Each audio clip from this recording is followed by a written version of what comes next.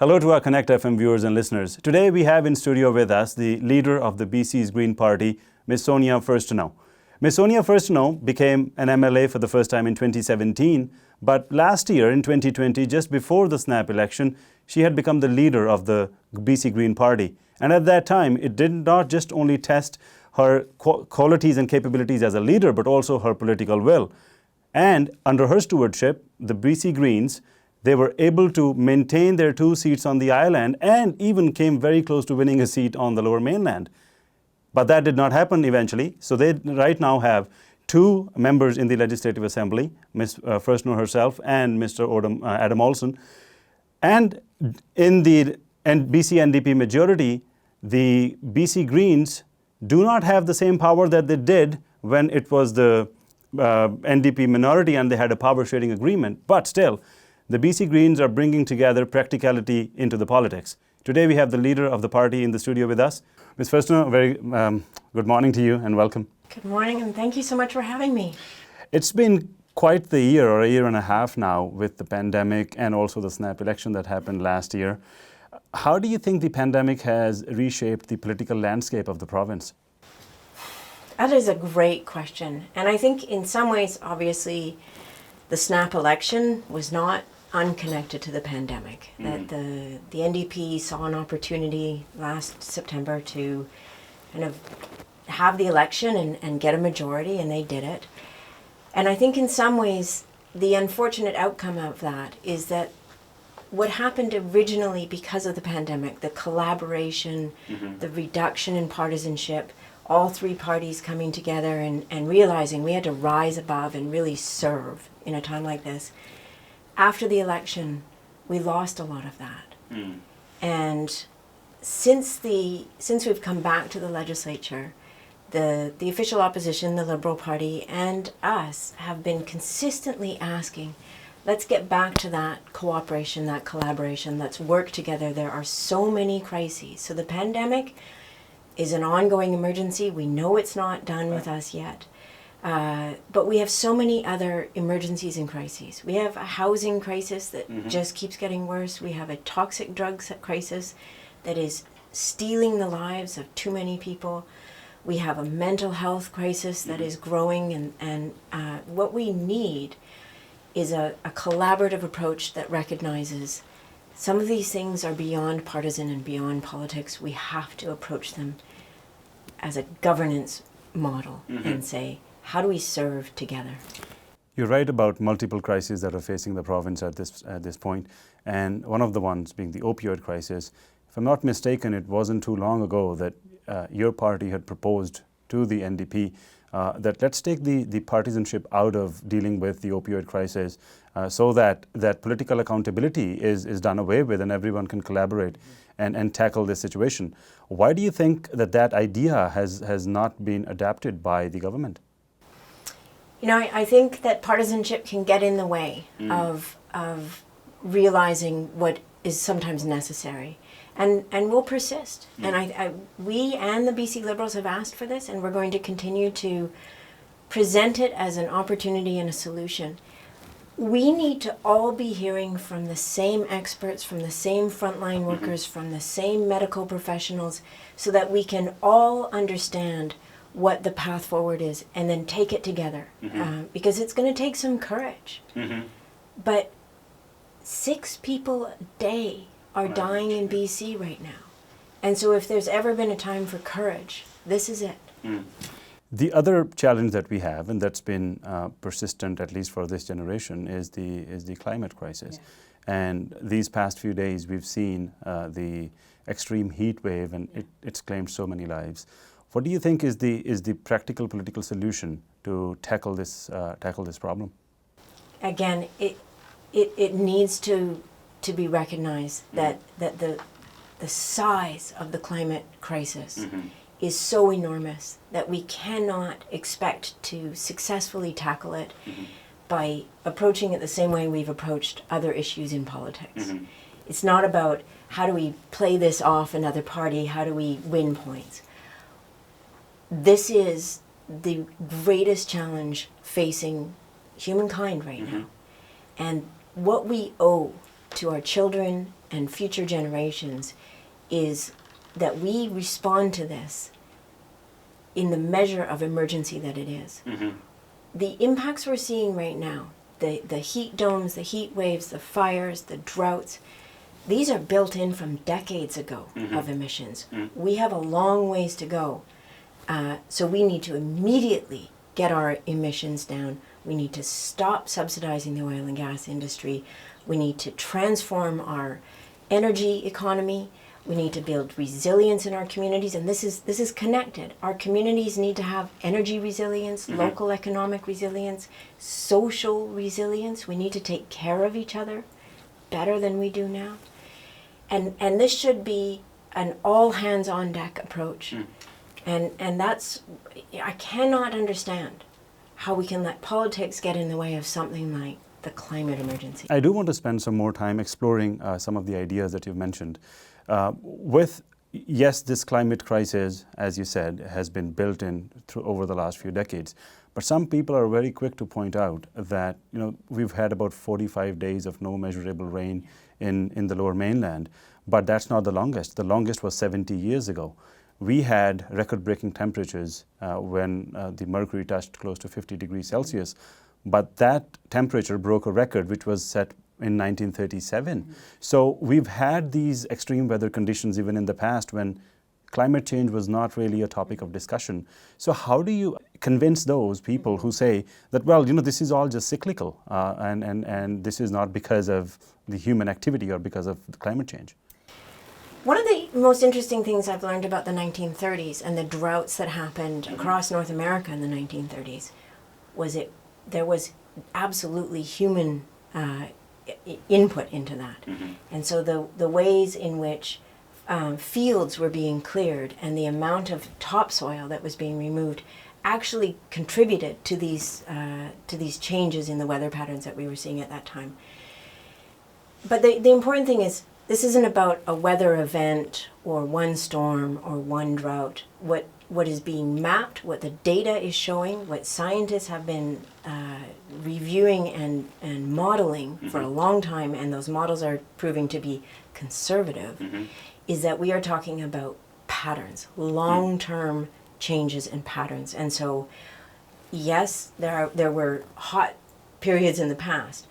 We are seeing year over year the hottest year on record. Right. And so we're seeing wider it's climate patterns that are changing.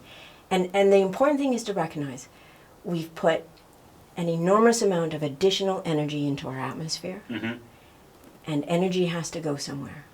And so that energy comes in heat, it comes in extreme weather events, extreme rain events, which we're seeing around the world right now, and a disruption of the certainty of our weather patterns. And I was talking with a farmer the other day in Cowichan, and they grow an enormous amount of food. And she said, it is getting very hard to grow food on an angry planet. Right, that's some food for thought right there. Yeah. In a resource-based economy like British Columbia, as you said that we have to move away from fossil fuels, and the subsidizing of fossil fuel industry, that has to be done away with. How do you do that in an economy such as BC, which is so heavily dependent on its resource sector? Well, first of all, you have to look at the data and the evidence. We used to be heavily dependent on our resource sector. The GDP and the jobs from our forestry, mining, oil and gas combined is less than 5%. Okay. So we have a story about the resource sector in British Columbia, and it's an old story. And the evidence and the reality of today does not support that story anymore. Our economy is far more diverse than this story we tell about British Columbia. The other piece is you invest in where you want to get to, right? You identify the outcomes and you start investing. When we're putting public money into the oil and gas industry to literally prop it up because it cannot survive on its own, and that the return on that investment is less than what we're putting in. So 1.3 billion in subsidies going into the oil and gas sector, less than $1 billion coming out in revenue. That's not good math. what we need to be doing is taking that kind of funding, applying it to transitioning the economy to clean energy, ensuring that people are getting training so that workers can be moving into, and there was a Iron and Earth survey that just came out a couple of weeks ago. The majority of workers in the oil and gas sector want to be trained in a clean energy sector, want to have training to move out. They know that this is a sunset industry. You don't put all your chips in on the industry that's closing. You put your chips in the front, forward facing. We should be the innovators in emerging technology and capacity around clean energy. Geothermal, the potential we have, not only to produce it, but to produce the innovation and technology that we can export to the rest of the world. Wind, solar, tidal, these are all, we have enormous potential for this in British Columbia. But we should also be looking at ourselves as the locus for that knowledge and that understanding. And we have to understand the knowledge economy is the one that really matters right now. Do you agree with the timeline that's been set for the reduction in carbon emissions? Because, you know, we are in 2021 right now, and you hear, oh, by 2035, every vehicle will be electric, or by 2050, we're going to achieve this climate reduction. And somebody sitting in 2021 thinks, oh, that's almost like a generation away. Do you think the messaging of climate emergency is consistent with the problem at hand? Not at all. And this is the problem. If we say something is an emergency, you know, my house is burning down, it's an emergency. What I don't want to hear is, oh, we're going to build a fire station down the road from you, and we'll get back to you once that station's been built. That's not going to help me. Seth Klein's written an extraordinary book, A Good War, and he very beautifully illustrates how we can treat this as an emergency. We have to spend the money, we have to create the institutions that can deal with this, we have to tell the truth about it, and we have to recognize that this is the generational debt we owe. And what is the world on the other side? What is the investment we're making? How do we recognize why this is so important? And I think that we have to start telling that story, that these investments in climate action are also have to be investments in addressing inequality, creating a more equitable and just society, creating cities that are better to live in, that are more connected, that have less of the impacts of this unfettered approach to how we've done our economy. So a lot of these points, you know, they sound quite appealing, but where do you think it falls on the spectrum of idealism and practicality? Because a lot of people would say that, yes, all of this should be achieved, but cannot really be achieved overnight. So coming back to the timelines side of things, when we say by 2050 we'll achieve so and so, by 2035 we'll achieve so and so, what seems to be a realistic target? It can't really be a flip of the switch as... Absolutely not. Yeah. But it has to be more than just words and then these targets out here. Because what we've seen, and you can see, we've been making targets and failing to meet them. In BC and Canada, our emissions have been going up. Much of the rest of the world, emissions are going down. So we are outliers. But number one, the budget. When a government puts out a budget, that budget has to have a lens of climate action and inequality. The budget we got in 2021 from the BC government, those were not the lenses, right? You cannot say we're taking action on climate while you're continuing to fund the oil and gas industry. You cannot say you're taking action on climate while you're not funding transportation solutions. And so it is about saying, it's not about some target in 2050. It is that every year we are going to measure where we're spending our money, the decisions we're making, the policies we're putting in place, and are those moving us in the right direction? That's the accountability. Putting it off to some government in the future, they're going to be accountable for these targets we set. We know how that turns out. We have to be held accountable right now. I also want to talk to you about the housing crisis that we're facing, and you did touch upon it previously in one of the questions. What's the solution to this? Is it, every time the discussion comes to the housing situation, we say, oh, it's a supply and demand issue. And there is a lot of red tapeism, and if the development was expedited, that would take care of the problem. Is it an issue of lack of transportation, where the connectivity is not there with places which could be even more affordable? What is the solution? Because a lot of theory, a lot of back and forth has happened on this, but during all that discussion, the unaffordability has only kept, it's gotten out of hand for people to buy a place. I met with the mayor of New Westminster yesterday, Mayor Cote, and we talked about this for quite a while. There's no single solution. But again, we have to identify what does it look like when we've succeeded. And so we have housing in our communities that people can afford, that is close to where people work, that is connected to transit and transportation, and that is not just affordable but livable housing, right? So let's identify that as the outcomes. And then all of there's supply and demand, there's tax policy, there's looking at things like insuring, for example. This is one of the things we talked about with Mayor Cote yesterday. The older walk-ups in New Westminster are some of the most affordable housing units. But they're hitting that age, 40, 50 years, where they do need significant refurbishment. Right.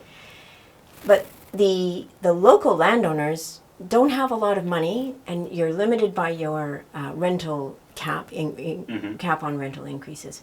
So the province could be, or the federal government could be providing a fund that you can access, interest-free loans, so that you can refurbish your affordable apartments without putting the onus on people who are just barely affording their rent, right? So you have to put solutions in place that maintain the affordable housing we have, and then solutions like a fund where co-op and nonprofit housing bodies can purchase these buildings when they come up for sale and maintain them as not-for-profit housing, where cities and municipalities are doing area-based planning that includes the affordable housing and then can move much more quickly through the red tape and not have to have the rezoning for every single unit, right? So there's ways to move more quickly on the supply piece and to recognize, ultimately, we have to get away from the commodification of housing. Right. It cannot be a tool for international investment and a profit-generating wealth product. What do you say to those people who say that one of the reasons for their prosperity and the reason why their family can now live comfortably and they are secure, they feel secure about their future, is only because of their investments in real estate and the returns that they got through that investment? When we talk about that the real estate should not be treated as a commodity. So what's your response to those people who say the reason, the basis for their wealth or their prosperity is real estate itself? They're living here. They are landlords. They're managing the housing and the rental properties. That is very different from a hedge fund owning a block of condominiums or a block of apartments, right? And so, of course, to have rental, we need landlords, and this is a mechanism for economic movement, and ultimately the economy should be moving money. What's happening is wealth is being concentrated and then it doesn't move, right? And so local landlords, we need to find ways to ensure that people can maintain these buildings, because what you need to do as a renter is be able to pick up your phone and say, my plumbing's not working. But if your apartment is owned by a hedge fund, who are you phoning? Right. I also want to talk to you about the Site C dam. It's a topic in itself. The price tag now is at 16 billion. First of all, do you think it's going to be at 16 billion, or will it end up costing taxpayers even more? I'm so worried about the potential economic impact of Site C. I've been worried about it for a very long time. It was one of my reasons I decided to run in 2017 to be an MLA. I went to the Peace River. I went to the site. Muskrat Falls in Newfoundland just got bailed out by the federal government. Yes. Had that bailout not happened, hydro rates in Newfoundland overnight would have gone from 23 cents per kilowatt hour to 43 cents per kilowatt hour. Yep. Imagine if your hydro bill doubled overnight.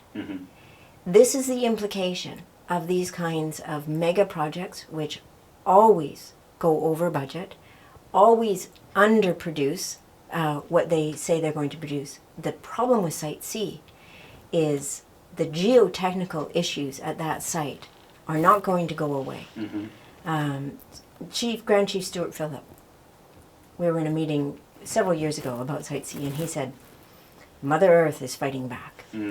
And it's folly. It's been, every decision on this dam has been the sunken cost fallacy. If we had stopped in 2017, we could have recovered from those sunken costs. We are now at 16 billion, and it will rise. Adam and I, Adam Olson, my colleague, we have asked this question over and over, and this government acknowledges that this is not the top. It's going to keep going. We can't even tell you how much. And the risk we have with Site C is these geotechnical issues may even impede it from doing what, at least what Muskrat Falls is doing, is producing electricity. And at the same time, we have the Okanagan food producers have lost enormous amounts of food this summer because of the heat and the drought. And some of the best agricultural land in this province is going to be flooded. Because of the and we have to be coming to terms very seriously with food security. We get an enormous amount of our produce from California. Correct. California is in a mega drought. And so we should be orienting our thoughts and our work and our outcomes towards food security for British Columbia. And for us to not recognize what we're losing in terms of food security, it's irresponsible. And on top of that, the crushing cost of this project that never needed to be done. I remember I met with the mayor and council of Tumbler Ridge 2017, before the decision was made. They had a private wind company that they're already operating a wind farm up in Tumbler Ridge. It's in coordination with the First Nation there. It's producing long-term family supporting jobs. This company was lined up to bring in another wind farm. It would have produced 70% of the power that Site C may one day produce, probably not, at no cost to taxpayers in British Columbia. So 16 billion and counting, because I was reading recently that BC Hydro has actually reduced their contingency reserve for the Site C. That's why now the price cap is at 16 billion. So chances are it's only going to go up from that amount. We don't have a lot of time, but I just want to, because I know that you've also got to go, and I don't want to take up too much of your time. But I do want to ask you, how much of a cultural shift or a consumer behavior shift is needed? Because when we talk about the shift away from fossil fuels, we only think about oil and gas, which is fueling our vehicles and heating our homes. LNG, pegged as the transitional fuel, even those theories are under scrutiny. How much of a consumer behavior shift do we need? Because can we really shift away from the big oil? Because plastics have interjected so many aspects of our lives. Can we really do away with that? I mean, the other day I was reading a quote, and it just made so much sense that, you order a book about climate change and it comes wrapped in a plastic cover and all the way from the other part of the world. So there is that dichotomy that we are stuck in. This is a really big and really important question, and it's one that I don't think we've engaged with enough. And Seth Klein talks about it in his book.